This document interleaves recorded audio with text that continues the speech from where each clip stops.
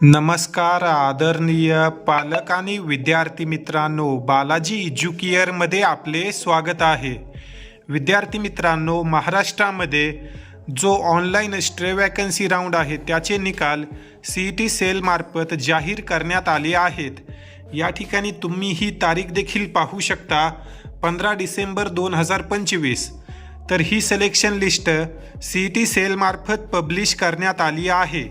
जेही विद्यार्थी पात्र होते अशा विद्यार्थ्यांनी जर चॉईस फील्ड टाकला असेल तर यामध्ये तुमचं नाव आहे का ते एक वेळेस व्यवस्थितरित्या तपासून पहा।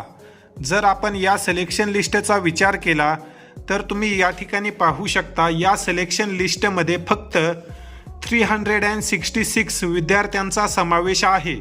इतर जे काही विद्यार्थी होते ज्यांचं सिलेक्शन झालेलं नाही परंतु चॉईस फील्ड केलेली होती अशा विद्यार्थ्यांचा समावेश या यादीमध्ये करण्यात आलेला नाही। या यादीमध्ये फक्त असे विद्यार्थी आहेत की ज्या विद्यार्थ्यांना कॉलेज मिळालं आहे।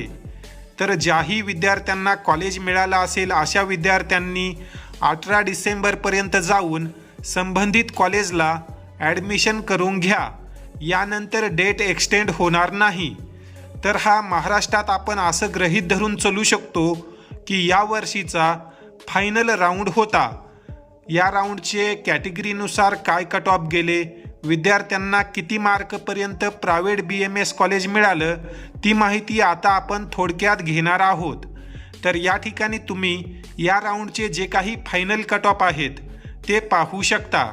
ओपन कॅटेगरीचा जर आपण विचार केला तर या कॅटेगरीतील विद्यार्थ्यांना 279, SC कॅटेगरीमधील विद्यार्थ्यांना 278, ST कॅटेगरीमधील विद्यार्थ्यांना 229, तसेच इतर कॅटेगरीचे जे काही कट ऑफ आहेत ते तुम्ही पाहून घेऊ शकता।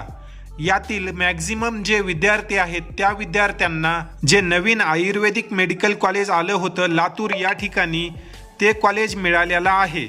या ठिकाणी तुम्ही या कॉलेजचं नाव देखील पाहू शकता, माऊली आयुर्वेदिक मेडिकल कॉलेज उदगीर लातूर।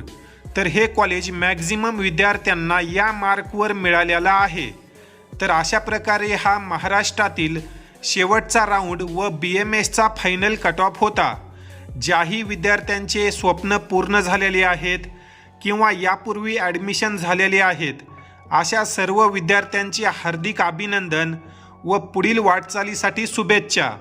ज्याही विद्यार्थ्यांना या राऊंडमध्ये नव्यानं कॉलेज मिळालं असेल अशा विद्यार्थ्यांनी दिलेल्या वेळेमध्ये आपापली ॲडमिशन प्रवेश प्रक्रिया पूर्ण करून घ्या।